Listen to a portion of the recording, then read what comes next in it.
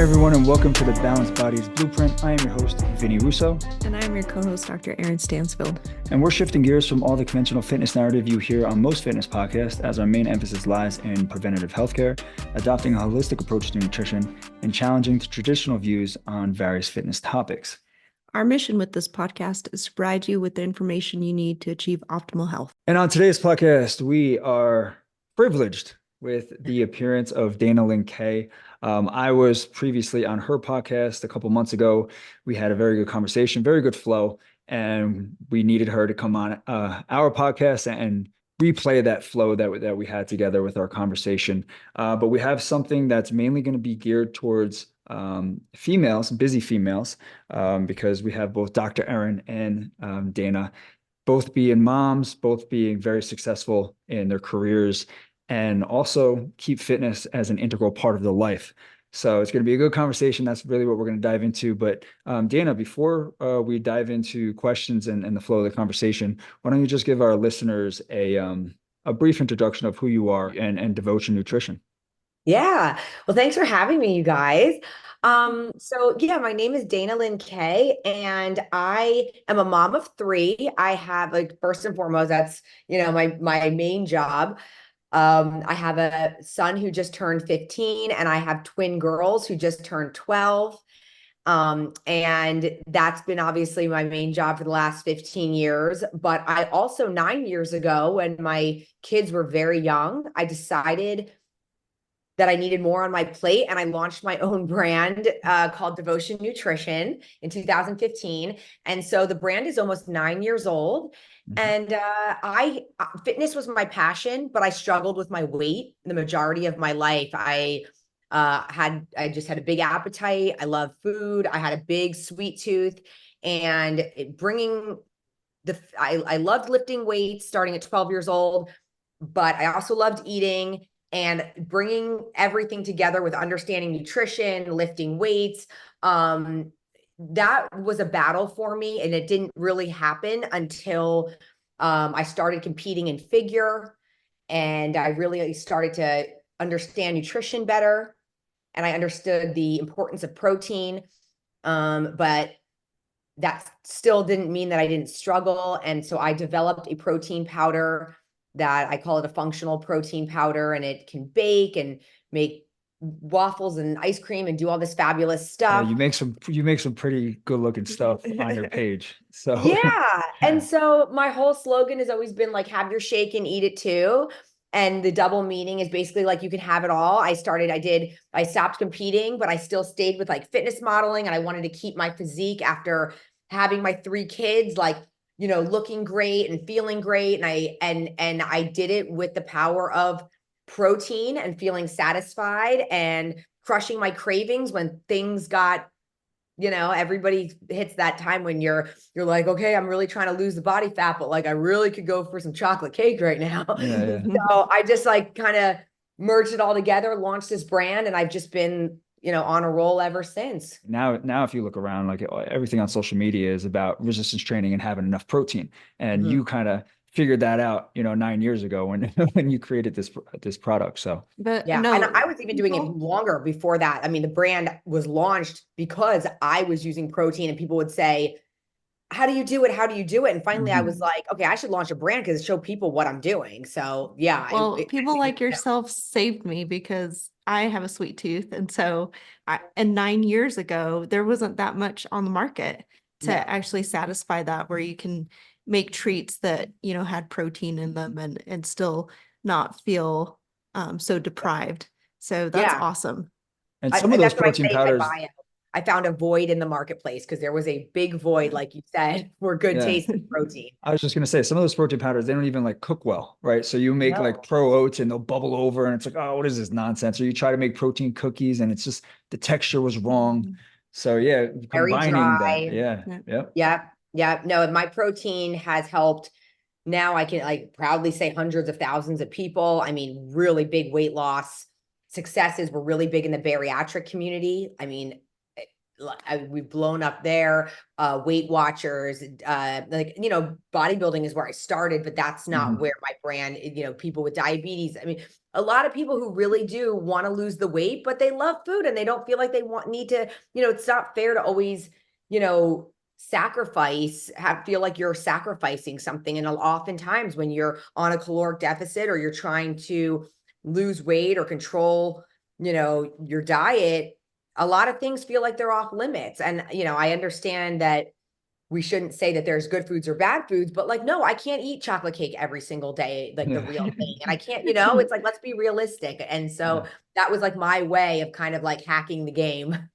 Yeah. That's I remember awesome. I remember I put out the post about the artificial sweeteners and you were like, Vinny, thank you so much. I've been saying this for so long. Oh, it's my protein. My protein has it. Like they're Yeah. perfectly fine for you.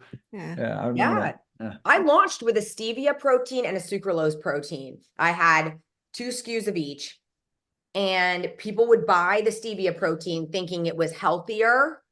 And no, people were like, this is disgusting. They wouldn't eat it. And so then if you can't eat and love what you're eating, you're not going to have progress. So I did Yeah. everybody a favor. I got rid of the stevia because I was like, you know what? I don't even like it either. I can't even put my face on this stuff. Like I can't even post about it.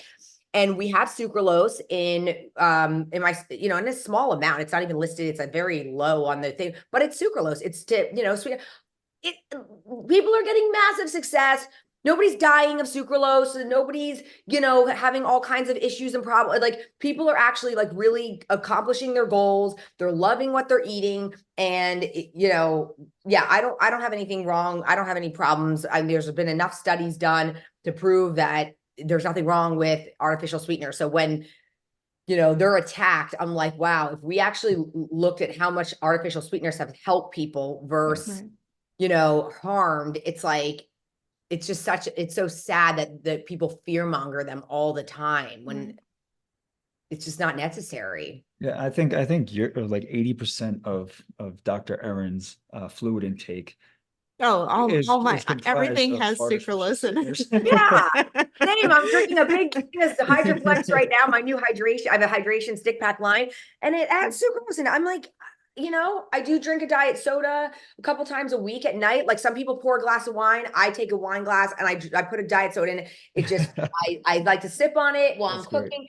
So what? And guess what? I've maintained, I'm healthy. My blood work's great. My energy's great. Everything's great. So I don't know. It's just sad that people get feared to the point where they're like, they don't know what to do anymore because, I don't know, these social media experts want to just exactly just fearmonger people out of eating things that are long run going to help them, like so. Well, that's helped a lot of diabetics even. So I Huge. I'm think huge in the that's diabetes industry or the segment. Yeah. So yeah, definitely the benefits outweigh the risks. Oh yeah. Yep. Yeah. Exactly.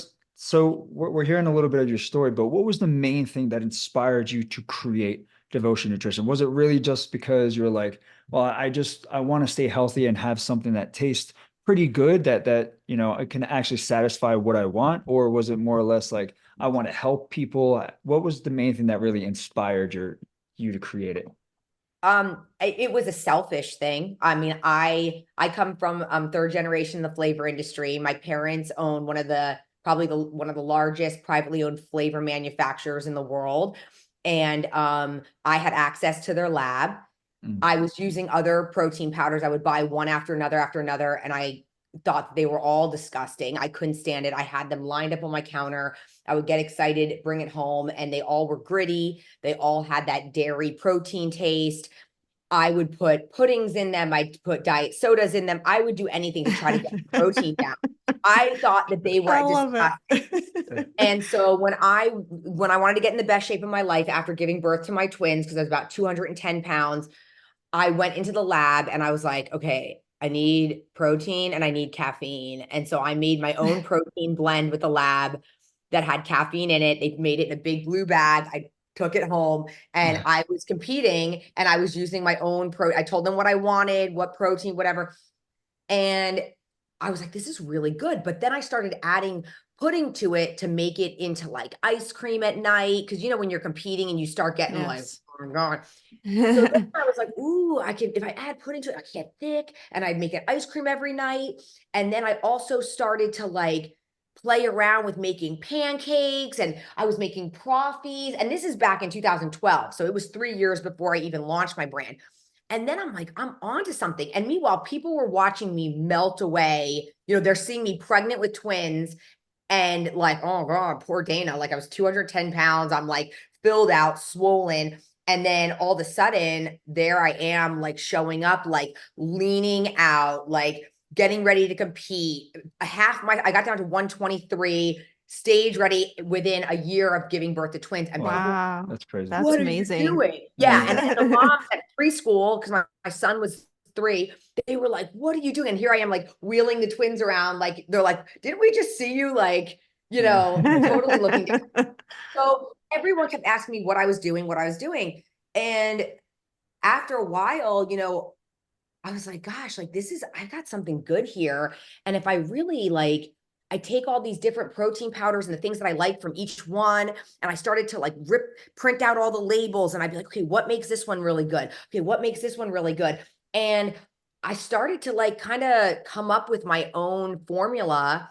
And at the same time, I was using a protein that was I think it was from Canada, or no, not Canada. This was another one, and it was amazing. It was exactly what I wanted, except there was a huge lawsuit came out that they were amino spiking. And I felt devastated because I was competing and I thought they had 26 grams of protein in every serving. And it turns out there was only 12. They did third-party testing on the protein and they were amino spiking. And I felt devastated, violated. I mean, everything. I was like so angry because I had my mom using it. I had my best friend buying it. And I'm like, how dare they? And I'm like, wow, the industry just lets people get away with this. Like I was mortified. And so I was like, never again, I'm never buying anybody's protein again. So that's a really big catalyst that got me saying, because I mean, you're thinking you're counting macros, or at least, you're getting in a certain amount of protein. And then you find out that like a couple of my meals were these shakes, and I'm not even getting in half what I was supposed to be getting. And I kind of did look like a string bean, and it was devastating. So I started to research the highest quality whey isolate and the micellar casein that's in Devotion. It's an 80-20 blend. I just started diving into like the world of protein, and I wanted the highest quality isolate. All my products are third-party tested. I stand behind the quality that's in my brand. So it's 80% isolate. And then that casein helps you like not only with the baking, but it kept me satiated longer and at night. And then it did make it thick so that you could make your ice cream and you could make your pancakes and waffles. And so it was really this multi-purpose protein that like really did it all. Cause makes a pudding. It's great. So that was really the beginning of just the R&D. And then I felt like it was just too good. I worked with a chemist at my parents' lab who worked on flavors. He developed Twizzlers and a bunch of worked with Ben and Jerry's ice cream. And I was like, hey, can we make this taste like ice cream, like protein? And it took us a long time to nail angel food cake. But when we did, I was like, whoa, this doesn't even taste like protein anymore. And I was like, cool. Good. And then I did the same with brownie batter to make it taste like I used a double chocolate cocoa that my mom's a food scientist, and she used to make me a double hot chocolate with this specialty cocoa. And I was like, I use that cocoa and brownie batter. And so we just nailed those 2 flavors, and those were the 2 that I launched with. And people loved it right out of the gate. I mean, once we got it in people's hands, showed up at every bodybuilding show, showed up wherever we could, just putting it in people's hands and converting customers. Like people couldn't believe it was protein. They were like, this is too good to be true. But like I said, I did all the third-party testing. So all my labels always match every batch, I let my kids use it. I let my mom use it. Like everybody uses it. I know my brand is legit, and that's what I've stood by, and people love it. And I have a little cult following now. So what's your best seller in terms of flavor? You know what? It was always angel food cake. Then this year, for some reason, brownie batter took off. I think on TikTok, people were on this like chocolate kick. So all of a sudden we started selling more brownie batter. And then I launched salted caramel cone, and it just broke all records. So, Really? oh my God, it's been wild with salted caramel. We've had to reorder it. Like it launched this year, and we sold out like 3 times. So Wow, that's awesome. That's yeah. great. And then the Yeah. new HydroFlex just launched, the hydration stick packs, and people hydration's hot right now. And that's the other thing. People need ways to help getting in their water. And HydroFlex tastes freaking delicious. It's not salty or funky or anything. And that's taken off like hotcakes. So I just want people. I'm not like a brand that has like, I'm not hokey. I'm like, here are things to help you accomplish your health, stay devoted to your healthy lifestyle. That's what it's Yeah. about, you know? Yeah, It's not I a know gimmick. I've tried that LMNT before, and it is pretty salty, that type of Yeah. stuff. I tried it before, and I'm just it's not It's a great. lot. It's a lot of Yeah. sodium for if you're not some like elite athlete. Like my husband is a runner, and he'll run down in South Florida 10 miles. So I'm like, I get it. Like, Yeah. Yeah. but for me, I'm like, I'm not profusely sweating that much that I need like Yeah. 1,000 milligrams of sodium, like, and it is salty. It's like very thick. It tastes like you can like taste the salt, and I didn't want that. I mean, and Mm. humans don't really need that much sodium for it to absorb into the cells like like it's supposed to for the hydration. Like I don't think that 1,000 is necessary for the average person in a drink. Yeah, Yeah. and I just So, put out that post today, actually. oh, Funny did that you? it was a post today about hydration. So it's funny that you have that out now. So Oh, that's um, perfect. Yeah. I Does know does your hydration. does your HydroFlex have protein in it, or is it just electrolytes? No, it's just electrolytes, and it has 100 milligrams of sea salt. And so it's just right, because then people can have a few sticks a day, and Yeah. I put 2 in my gallon every morning, Yeah. and then I pour it from my gallon into an ice shaker, and I drink all day. I have it on my desk. I grab it and, go to the gym or whatever, and I drink it, and it's not too much. It's just right. And we've got like B vitamins in there, vitamin C. So it's just like a nice vitamin infused water, and it's great. I used it for over a year before even launching it, and all, it's changed my life. I love it. I mean, it's just Yeah. delicious, and it just helps me. I can't do plain water. I just can't. It's really Well, hard. and actually people don't realize that, especially when they first start in this journey, usually your coach or whoever's telling you to drink a lot of water, and some people aren't used to that, and there is risk to that. So there's hyponatremic states. So actually I always tell people to try a, 0 calorie flavor, just for the electrolyte reason. Like just put something in your water so you're not drinking pure water. And obviously if you're competing and it's like a week out from your competition, you're gonna not do that. But I usually tell people you need some electrolytes in there. You can't just Yeah. drink a gallon of water every day. I'll speak for I yourself. notice a difference in my performance. Like, when I'm hydrated correctly, I notice a difference in my skin. My skin's always, people ask me about my skin all the time. I'm like, I'm hydrated. Like I drink every day. And I notice it in my muscles when I'm dehydrated or when I'm not. I don't know. It's something that like I just worked into my lifestyle a long time ago. And I've never been afraid of salt. I feel like, I would salt my food then, and Yeah, now, yeah, I mean, so I put it. And so now with my brand also, I'm not even in the bodybuilding world anymore. I'm very mainstream, which has been phenomenal. yeah.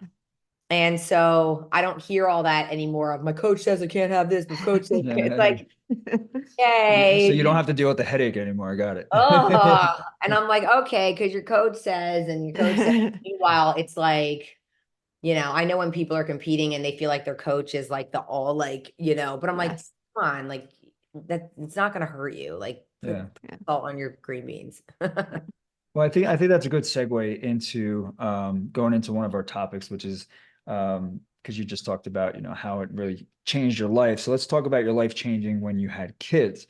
So how did your fitness routine in particular, how did that change after having, your first son and then the twins? Yeah, Because that had to be a handful. a lot. Yeah. Yeah, I know. And I look back now and I'm like, wow, like I handled my business. I'll tell you that, because it's not easy being a mom. But I'm the type that like if I want something, bad enough, I'll make it happen. I'll find a Mhm. way, not an excuse. And so I was very frustrated because I had babies crying all over the place and a toddler. And I'm like, but I was so uncomfortable in my own skin, I gaining that much weight.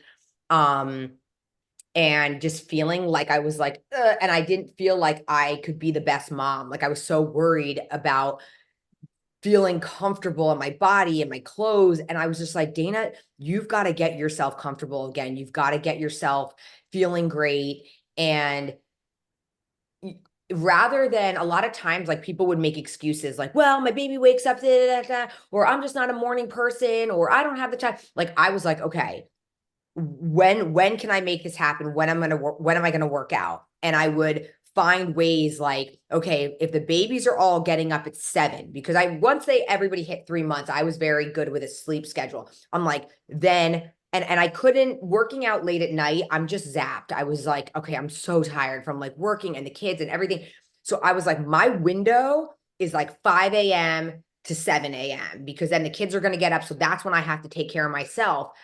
And I realized there was very little time to waste. It was like the alarm went off.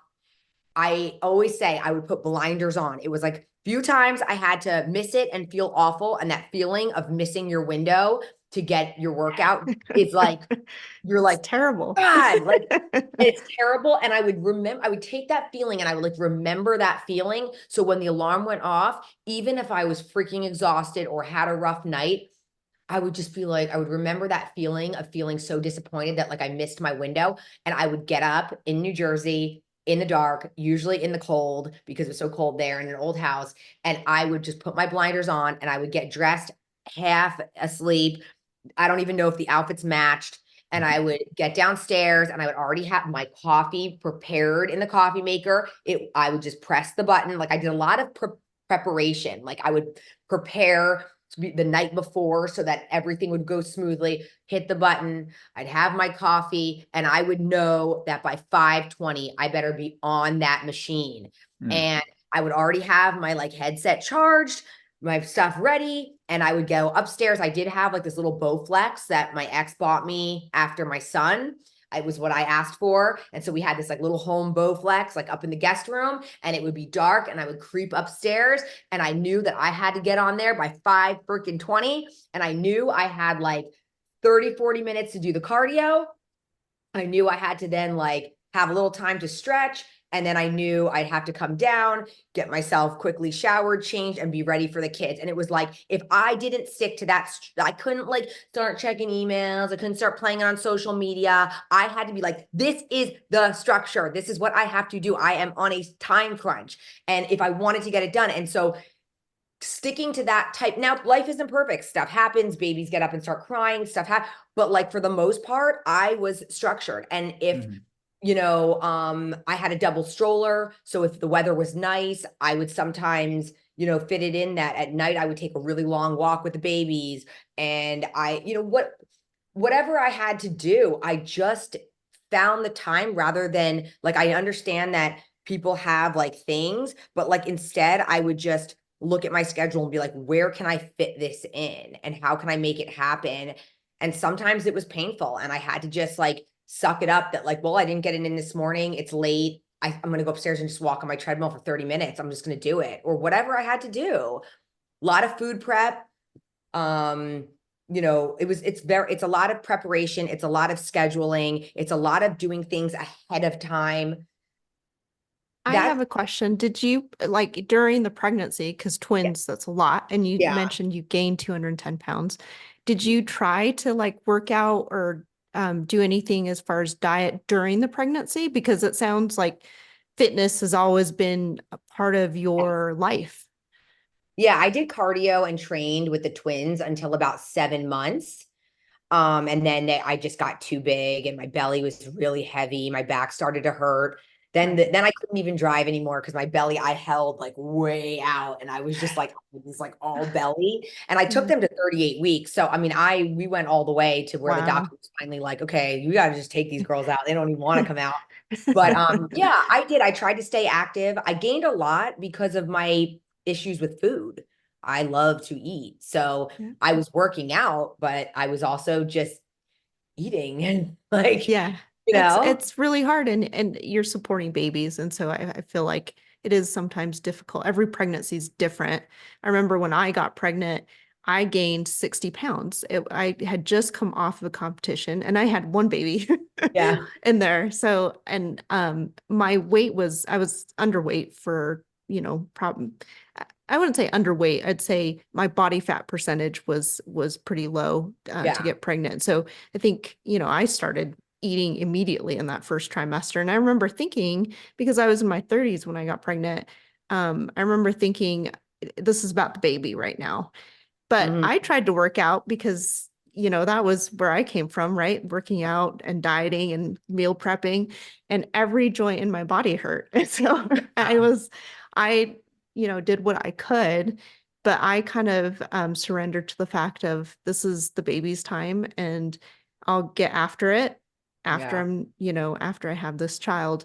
So, but yeah, preparation, what I'm hearing is a lot of preparation, a lot of no excuses, and getting Yeah. on schedule. It doesn't matter what happens the night before, even if the baby gets up a couple times during the night, try to get that workout in. It becomes a priority. I just wanted it so badly. I wanted to feel good so badly. I wanted to be feeling confident in my jeans again and wearing shirts that, there wasn't always covering my arms. I was just so self-conscious after the pregnancies. And with my son, I gained 70, and with the twins, I gained 50. So I got up to 210. And, it with my son, I gained 70, and you would think I gained more with the twins, but it's because I learned my lesson. I mean, with my son, I was just like, oh, I'm eating for two and I'm Yeah. pregnant. And I had just come off of competing in figure and then getting ready for my wedding. I got pregnant on Right. my honeymoon. So I was Oh. just like, oh, well, like I've been in such great shape for so long. Now it's time to just be pregnant and eat calzones. And yeah, so I did that a little too much. Are there any specific like goals or milestones that you had in your mind, like while you're on that journey to lose the weight again, that helped you stay on track? Because I know Um, you mentioned like the sleeves on your shirt, like you didn't want to wear, you yeah. wouldn't have to wear. So were there anything that's like really sticks out to you that were like you wanted to set your mind on and say, hey, this is what's really going to help me get to where I need to get to? Yeah. Well, so the first milestone after the twins, like I said, was getting back on stage. I kind of wanted to prove to myself I could get back like in the best shape of my life type of thing. And so that was like a fire in me. That was like, that just pushed me, drove me. Like there was something in that I just wanted it so badly. I can't even explain it, but it was like nothing could get in my way. I mean, I was eating cold tilapia in the car, and it wasn't in like a weird obsessive way. It was just like my body had belonged to babies now between my son and then the twins, and I did, and trying to get pregnant, and I did in between them, I did lose a baby. So it's like I just had a long time of just like focusing on like babies and pregnancies and all this stuff that I finally was just like, oh, I just wanted my body back so badly. It was like time Mhm. for me. So it wasn't that it was like unhealthy. It was just, I just want to be like the best I can be again. It's my time. And that whole mentality like really drove me. So getting on stage, but then when I got there and I competed, I realized like, I'm like, okay, this isn't a lifestyle. Like this isn't sustainable. And like this isn't really how I want to live, because like it wasn't, I can't just be driven by my like aesthetics forever. And I can't be driven by like this structured eating where I'm bringing cold tilapia in the car with me. Like this Yeah. isn't normal either. So I promised myself, I took off 12, 13, 14, 15, like 3 years until I competed again, I think it was, or at least 2 years. I focused on putting on muscle, and I also promised myself I would learn how to live the lifestyle before I ever competed again. And I was like, Dana, you need to learn how to live in that. I can't rebound. And then, because I'd gained 30 pounds and then like after the shows. Mhm. And I was like, I have to learn to just live that healthy lifestyle. And then if I do compete, I should only be like, 10, 15 pounds from show weight. And then, and then go back to the healthy lifestyle, not a yo-yo. My goal was Yeah. never was to stop the yo-yo. And so that was really what my next goal was a photo shoot in my living body, in my lifestyle body. So that was something, that was a goal you asked. And I did a photo shoot in a body that I felt like I could walk around and represent all the time. I hated it when I did photo shoots only when I was in the best shape to get on stage. I love So that. I that love was it. my thing. Like, so I did that, and then I competed again, but then the next time I never rebounded again because I learned how to go back to my lifestyle. Mhm. I think I that's was, you know, I think you hit the golden spot, right? Because yeah, that I had very similar goals where so I actually got in the best shape after my son, after yeah, losing the weight, and I got to my lowest body fat percentage. BMR was through the roof. Yeah, like, Doing all that yeah, food. no, it's perfect. It was great. I yeah, had been eating all this, whatever I wanted, and then all of a sudden I went to a structured plan, and so yeah, I competed right after I had he wasn't even a year old before I competed again. But I remember thinking after that competition, because I'd worked so hard to get yeah, that weight off, and it was, I mean, I hadn't lifted or done any cardio. And then starting that up again, it was heart-wrenching, right? You can't lift as much the first, few weeks, getting that back, and just seeing the changes in your body, but you do recover. And yeah, but I also felt like it was so extreme that I thought there has to be balance, right? Where you can still enjoy your life and look a certain way, and then be like 10 or 15 pounds from a stage weight. And if you want to jump on stage, you can do that if you wish. And I thought that that really was the goal, right? And so I think you yeah, accomplished that. That's amazing. Yeah, not yeah, many people could say that.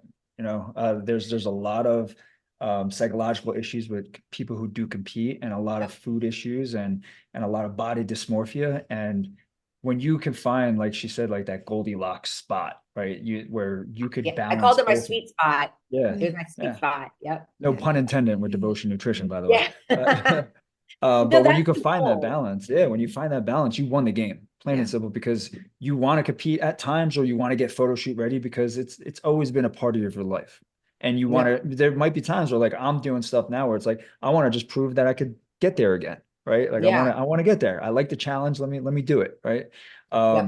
But when you have that balance, when you could go back and forth from being with your family and enjoying life and having a quality of life, but then also dialing it in. And it doesn't take a lot. It doesn't take a lot away from your daily life because you're living Right. that type of style. So I think that's also another good thing to get into now, because you said your kids are now 15 and 12, right? 15, 12, Yeah. and 12. Yep. So obviously fitness is huge in your life. So how did you bring fitness? Did you, and if you did, how did you bring fitness into your family? I know Oh, you said your husband's a runner, so pretty fitness yeah. oriented family here. Hmm. Fitness is huge in our family. I have led by example from day one. I mean, the kids have been around me. We've always had weights and cardio machines in our house. And I've let them kind of like, they'll play around. Well, mommy's doing her, like they knew they'll, like, I would say, like, guys, mommy has to do her, her cardio, or I'm in the weight room. And so when they were little, they were just kind of hanging out watching. And then as they started getting older, they wanted to jump in, they wanted to try like a deadlift, or they were, wanted to try out all the machines in the garage. And I would let them, and I would show them, and I would explain to them, why we do it. It's, for we're getting stronger and we're building muscles. And, it's the same thing with, why would we eat protein? And I haven't shoved it down their throat. I've Mhm. incorporated them, and I've invited them. Like, I'll say, like, hey, we're going to the garage. If anyone wants to come in, and, we put on fun music, and then we have a whiteboard, and we'll put WODs or, workouts, and I'll write separate ones for them. Or I'll say, like, all right, this is what you're going to do. And we'll set up stations in the driveway, and they'll do they'll do jump on the tire, or they'll do, and I don't force it on them. They want to do it because it's what we do. They've Yeah. seen it, repetition over and over again. And if they're not in the mood, it's okay. You don't have to do it. Like, they're young, they've been, and it's like this summer they're at sleepaway camp right now, and they're at a sports academy. And I just saw the pictures, they posted last night, and the kids all have smiles on, and my one daughter's running track, and the other one's playing lacrosse, and my son's playing soccer. And like they have smiles on their face, they're having fun, and they all chose weight training as one of the things that they wanted to do as an elective at camp. And I was like, cool, I didn't force it. Like they were all excited to choose that because they love weight training and they've seen it. So I think just, like I said, I'm a lead by example type of mom. Like they've seen me, they make fun of my big ass salad bowls at night. I've eaten my huge salads since they were born. They see me eat lots of variety of vegetables, and I offer them stuff. I let them try it. But like I said, nothing's forced. It's just teaching them my lifestyle. And I had them on my podcast, and I finally said, like, do you guys think you'll do what mommy does? And they're like, yeah. Like they're learning, even if they would rather eat, a bowl of cereal, well, they're kids. But I know that when the time comes and my son really cares about putting on some muscle, he'll know what to do. Yeah. I think there's a happy medium, right? There even, and it sounds like you're practicing that, where you don't want to push them because Right. then there's like ill feelings and there's some psychology behind that too. Maybe a form of resentment Yeah. later in life. So I love that you let them have choices, right? And lead by example. I think that that's the best way. And I want them to want it. Like the thing is, with fitness, you can't buy it. Like, I can't, fitness is something that you have to work for. And like, I can't force them to do stuff. I can't, you can't buy a fit body. And like, I love the fact that like people have to earn it. When you look at somebody who's fit, you're like, you had to put in the work. It's not like you went to the store or you got handed down this body from old family, whatever. No, like that person put in the work. And I always say, like, it's something that like, if my kids want it, they'll go after it, and all of them have their own like little insecurities and issues now that they're going to the teen years. And and I'm like, okay, if my son wants to put on muscle, like he knows what to do. You don't have to be scrawny, like, know what to also, do. you've taught them good habits, like not to see. I remember right after competing and being obsessed, with how much I weigh or how much my body fat percentage was. And I remember my mom told me, she's like, is that what you want your son to see? Right. And so, having that kind of healthy, loving relationship with your own body, and then having that as an example towards, the kids that you are raising, I think is the most important thing. I love that you said that. That's why I retired from competing in 2016, and my twins were probably like 3 and my son was like 5 or something like that. And I was like, I just don't want them to see me like taking constant photos in a body that like, and like worrying about like sending it to my coach. Like I was like, that's not really what I want them to see me focusing on. So every photo shoot that I did, that I've done for Devotion, has been in my real lifestyle body. Like if I get ready for a photo shoot, it's a week of just like cutting out the extra crap. And then like, and I step in and I do, I'm not like prepping for a photo shoot. Like, I just clean it up, but it's like, I walk around and I'm proud to shoot in the body that like, this is my lifestyle and this is a byproduct of my. Well, you look amazing. So Thanks. I think that this is such a great example. Have your shake and eat it. I love it. And that's why I show the cake and the thing, because it's like the have your cake and eat it too. I mean, it's obviously play on words, but it's like, I do believe you can have it all. Like you can't, like people act like, how many hours you spend in the gym? I'm like, I haven't even worked out today. Like I took a walk with the dog in the morning, but like, it's not hours. It's a lifestyle. It's like an accumulation of what I've done now for 15 plus years, I love it. Yeah. People think, it's just like an overnight process where like you could spend 10 years putting yourself in a position that you hate, but in 6 weeks it's got to be gone. It's like, no. Right. Like, it doesn't work like that. But I think you touched on something pretty important too, where you were like, having a body that shows that you put the time and dedication in. It's like a constant flex. Like some people buy cars and stuff, like really nice cars to show they have money. Like if you see someone in really good shape and strong in the gym, like, they put the time and they put the effort in there. It's a constant flex. And I think having pride in that is something that you do want to show your kids, because hard work pays off. Right. Yeah. So I think, I thought that was a beautiful message that you had there. But if you were going to say, like, if you're talking, let's just say you're talking to a busy mom right now and you're like, and they're like, hey, what is some advice on how to promote healthy eating habits or healthy exercise habits on the kids, what would you say? Well, Putting like you I on the spot, by the way. Yeah, but like I said, the leading by example. I mean, I made fitness fun for my family. Um, we all bought bikes and have rollerblades and jump boots and all kinds of like really fun activities that I knew we were doing fitness, but Yeah. they just thought the family was having fun.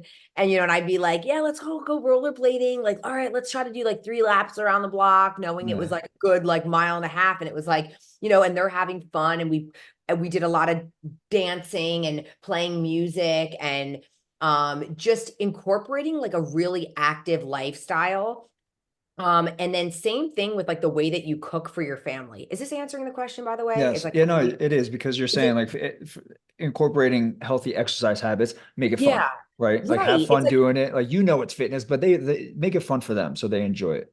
exactly. And so it's, those are like being active and getting activity as part of their life. I mean, just saying like when we come home, like this is what we do. We play outside. We're not just sitting on the couch, like just, playing video games. It's like these are things that we do.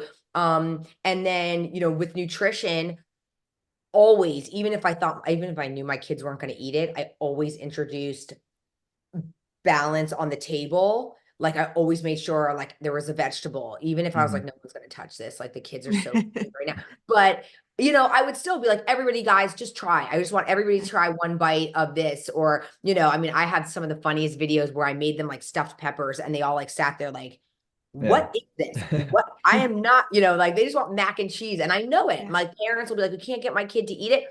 Yeah, you're right. It is one of the biggest struggles to get your kids to eat healthy. But if they just keep seeing it, eventually, like now my son at 15 is finally, eating the vegetables I'm putting on his plate and making healthier decisions and ordering a freaking Caesar salad. And I'm like, please just order something with green in it. Like, Yeah. Yeah. it's not easy. And I know also know in everyone's busy lifestyle, it's easy just to go through the drive-through or throw some chicken nuggets in, the air fryer or whatever. But just making an effort to try to make sure that like there's some fruit on the plate, there's a vegetable, you make it fun, make a dip. I did with brownie batter. When the kids would get home, I would make fruit skewers, super easy. I take brownie batter with a little water or milk, make a pudding, and I'd be like, oh, look, we've got fondue. And I used to show that on the video, and they would sit doing their homework and they would be dipping strawberry into chocolate fondue, and they're getting protein and they think that they're Yeah. having and they're eating fruit. And that those are just like little hacks that I used to do. I still do. Now I don't even have to do the hacks. Now the girls go into the pantry. Bodhi makes a shake. The girls, love devotion. They make all kinds of waffles and stuff. But I had to kind of incorporate it along the way so that, instead of them always grabbing for junk, they Yeah. now learned, through the years of me showing them. So Yeah, I think that's awesome. Those are very, very practical and usable tips for any parent out there. And I think even with her son, we could do a better job with that as well. He's a little picky, but it's like you said, like if you're like, hey, just try it, right? Because once he does yeah. try stuff, he actually enjoys it. And he's like, oh yeah, it's pretty good, You right? know But what kids love? initially it's a no. Initially it's a no, but then when you It's try it, it's like, oh, it's pretty good. Yeah. You know So what kids love? And this is something I've done forever. If you ask my kids, they would be like, oh my God, that was my favorite when mom did that. So, like muffin tins when you make a batch of Oh, muffins. yeah. mm, Okay, so I would take their muffin tins that they have that have like 6 muffin slots to make muffin tins. So I bought a bunch of them and I would call them party platters. And I would take them out and I'd put like, and some of them would be like, say, little goldfish, but then other ones would be blueberries. And then mm, other ones would be carrot Nice. I sticks. like And then it. other ones would be graham crackers. And so I would mix and match like the snacky food that they loved, but I'd also sneak in like strawberries or like, raisins in one of them. And they would get so excited. They'd run in and I'd say, okay, party platter for everyone. And I'd hand out, and they would snack out of each yeah. of the little things in the party platter or make one like a dip with like carrots and then put like some dip. And to this day, they'll go, Mom, will you make us a party platter? And when we watch movies, and I mix and match the healthy with the junk that they want. And I'm able to like manipulate them into incorporating the things without it all being junk. And that was one trick that I did. And now they do love all that stuff. But you do have to become creative as a mom or dad, Yeah. you know, I was just with gonna say, I don't think the word manipulate was great there. I'm gonna say you were steering them in the right well, direction. yeah, but you know what I mean? Like their Yeah, of little course. Yeah. minds, like they're like, we don't want that. Like we don't Yeah. want, you have to kind of, yeah, trick them into those things because I'm telling you, my kids, like people always assume just because I own Devotion and I'm super healthy, like it's easy. Like my kids are all healthy eaters and they're not. Like they want a Mhm. bag of Doritos. Like they want the Yeah. same that all the kids want. And I really would have to get creative with getting them to eat healthy. Yeah, So that's a struggle for parents for sure. definitely. Yeah. Yeah. So let's take this into our last topic, Yeah. which is really having the family and the business now. So in terms of like with your daily life, what does a typical day look like for you with managing your business, with managing your family, and also your fitness? Yeah. Yeah, it's definitely a juggle. It's gotten, I would say, easier as obviously the kids have gotten older. My business is now substantially bigger where I have, 15 employees, full-time people like working and I'm able to delegate. So years ago, I'd be doing so much myself. It was ridiculous. Now these days, like it's definitely different. And being that I own my company, I can structure my day however I want. I Mhm. do tend to like to get my fitness done first thing in the morning if I can, but the days, I mean, now I can do that. The kids are at sleepaway camp, but during the school year, like I'm up early, usually before the kids, and I first focus on them, getting them out of the house. Nowadays, I'm not doing that 5 a.m. grind anymore. It's just not Mhm. necessary. Like when I had the babies and it was, um, but I wake up because I also do value my sleep. Years ago, sleep when you're a new mom, you're just like, okay, sleep is just not happening that much anymore. Now I do like to get a good solid night, 7, 8 hours if I can, more it would be wonderful. But I focus on getting the kids out of the house, get everybody to school. I usually come home then, have my cup of coffee, answer some emails, delegate some stuff, check my schedule of the day. And then I love to hop on and do a cardio session, shower and get to the office. And I really, if it doesn't work out, then it doesn't. Not every day gets to work out like that. But I do like to either take a long walk or do the stairs or do something to just get something out of the way because I never know how my day is going to pan out. Like tonight, just got home from the office. I'm doing this podcast with you guys. It's going to be dinner time. And I'm like, I had no other time to work out. That was it. Like, I Mhm. was glad I took a walk this morning and I really don't feel like now, I mean, and you know what? Some nights, like last night, I will go in there now and start doing cardio at 8 o'clock at night or whatever, because I'm like, I got to get it in. I didn't do anything, but, I try to keep that same mentality of Dana, don't let those excuses creep in and let you keep saying, no, I'm too tired. No, and Yeah. then it's like, no, like you didn't get this far just to come this far. Like there's still work to do. And if I keep pushing it off, then it gets easier and easier to push off. And then all of a sudden, you know, I've set myself back or whatever. And so I don't know. And then I meal prep every Sunday. So I always like right now, like I already have my stuff all prepped to make a big salad. I go into my fridge. I'm going to throw in a big salad. I don't let myself get super hungry or say, oh, we don't even have food ready. Let's just go out to eat. I'm not going to do that. I'm going to go make a Mhm. big salad with all my vegetables and my protein and everything's already prepped.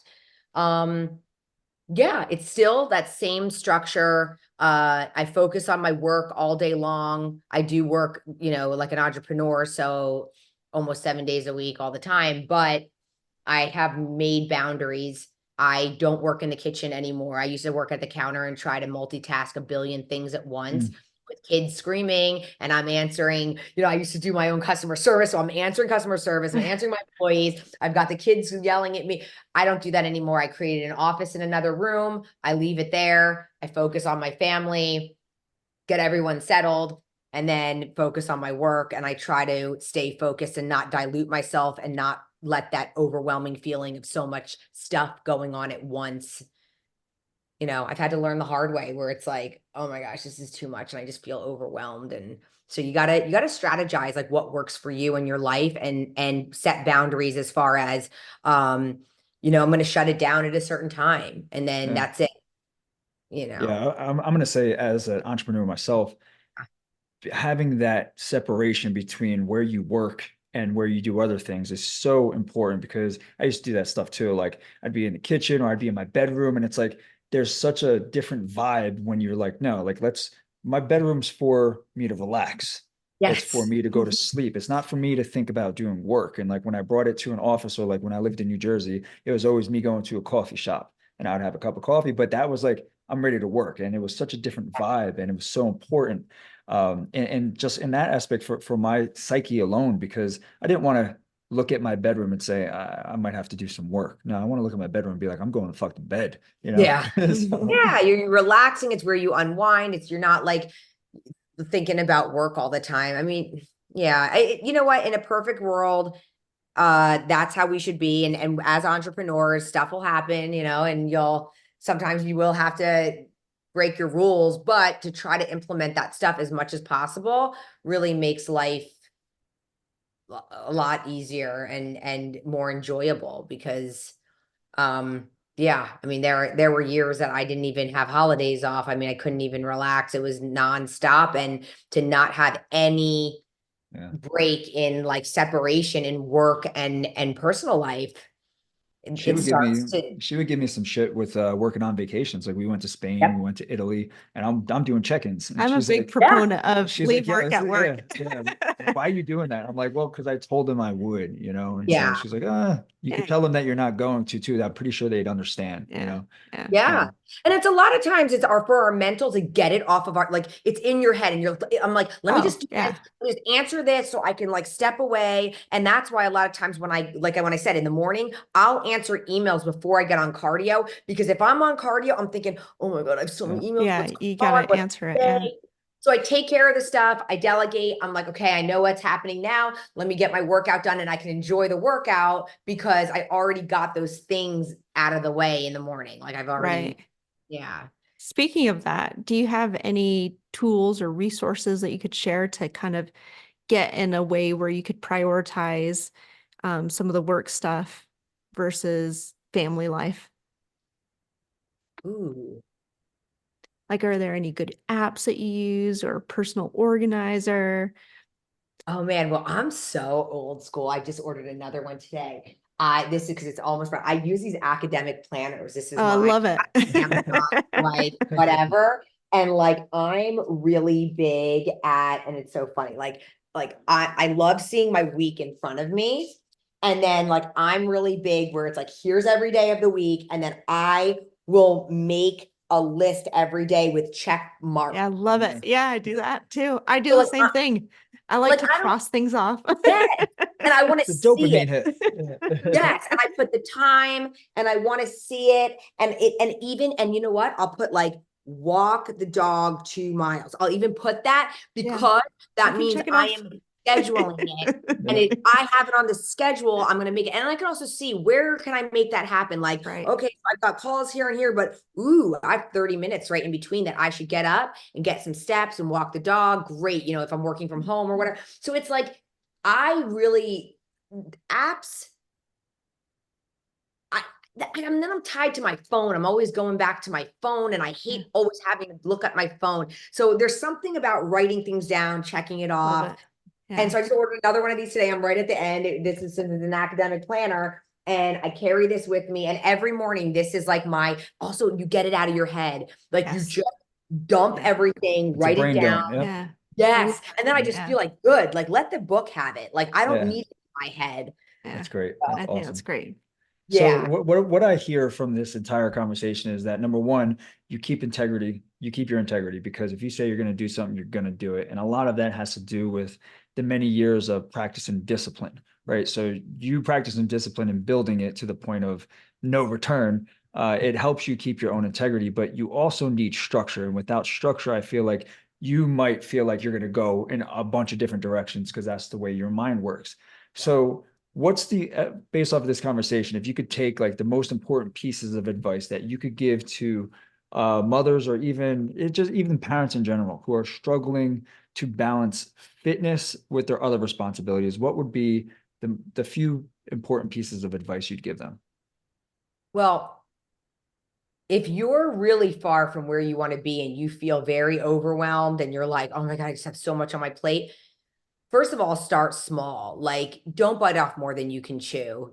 Don't try to sign up for a million things and classes and then be like, oh, I'm going to get in the best shape of my life and I'm going to like do this with my kids and I want to start a business and I want to, no, no, no. Like, I feel like each thing needs to, you know, like get honed. You got to hone each one and like really have a handle on each thing and get the structure with your kids. Like for me, like I said, like everybody was on a napping schedule and everybody, like I didn't start my competition prep until my kids were all sorted. I knew what their schedule was going to look like, so I take each thing step by step and like really get a handle on your children. A lot of, for most women, that's number one, and your work schedule, and then see what that looks like. And then if fitness is like the next thing, is something else that's really important to you, make goals that are like really attainable. And in the beginning, especially say, okay, twice a week, I want to get into the gym right now. Like that's what I can fit and I need to. And then hold yourself accountable, schedule it in. And then when you can find that third or fourth, schedule that in. Like once you have it down, what happens is people overcommit themselves and then they fail and then their self-confidence drops and you're like, no, I just keep trying and I just keep failing. But it's like, that's because you're going after way too much at once. And if it's not the time, then just be real with yourself. Right now is not the time for me to do this. My life is so stressful. It's so out of control. Okay, then that's okay. Like, I feel like as humans, we put so much pressure on ourselves and compare ourselves and want to do so much. But like when I tell my story, like I didn't do everything at once. I did things in phases and I ramped up.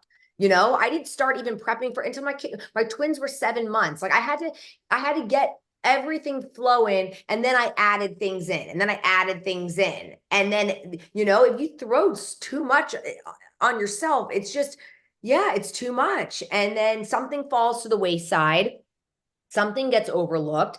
And oftentimes it can be our personal relationships. It can be, our health.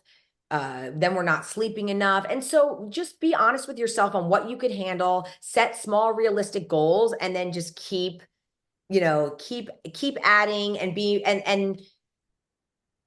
yeah. And then give yourself grace. I mean, you're not going to be perfect. Days aren't going to be perfect. Things are going to screw up.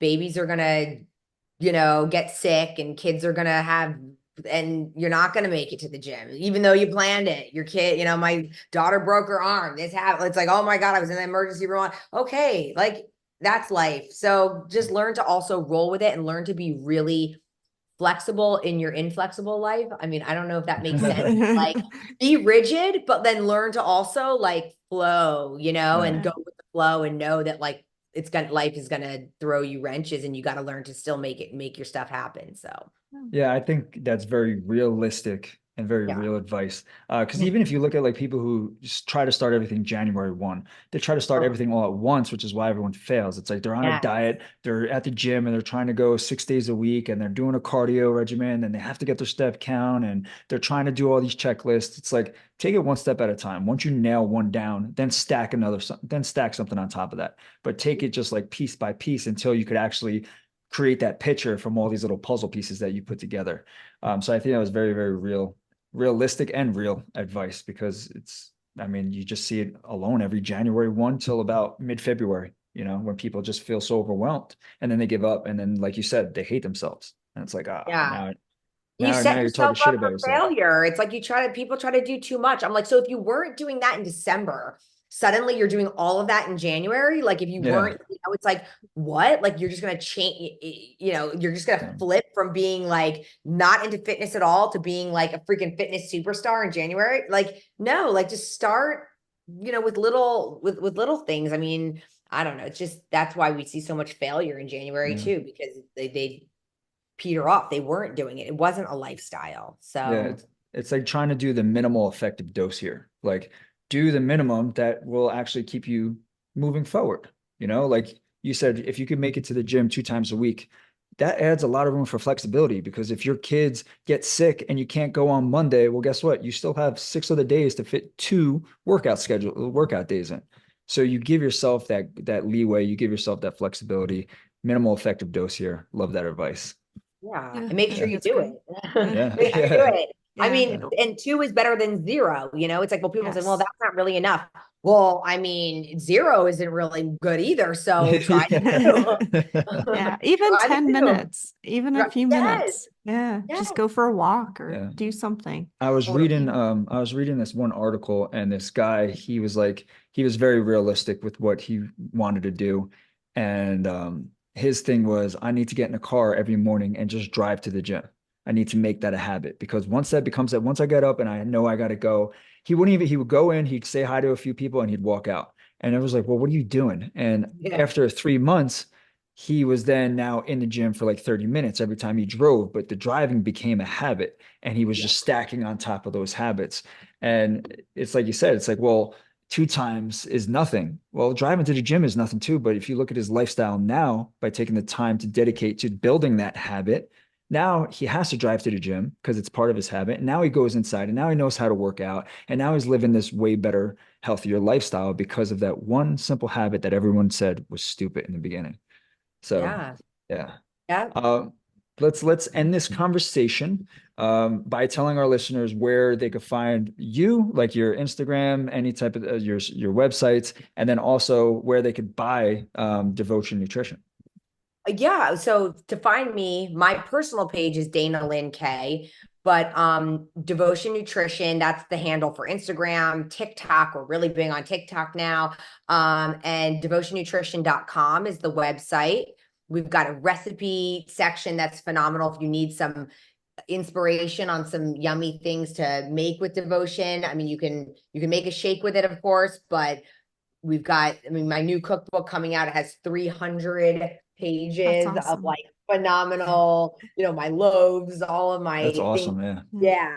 So it's really something that I've wanted to do for a long time, because I feel like also if it's something that you have that's sitting on your counter, then you're, rather than always having to go to a website or dig in your phone, if it's right there, it's a tool, another resource or tool that people can use to get healthy snack ideas or dessert ideas or whatever. So that's coming, and the website is a fun place to look around. We've got lots of videos, YouTube, and I have my podcast, Until It's Done, a devoted podcast. So yeah, I'm everywhere. If you follow me, you're going to see me in your face all the time. So That's great. Well, thank you, Dana, so much for taking some time and pushing your dinner back a little bit, your big salad back a couple hours, so we could get this in. But really appreciate your time. Your advice was awesome, and this conversation was great. Yeah, thank you so much.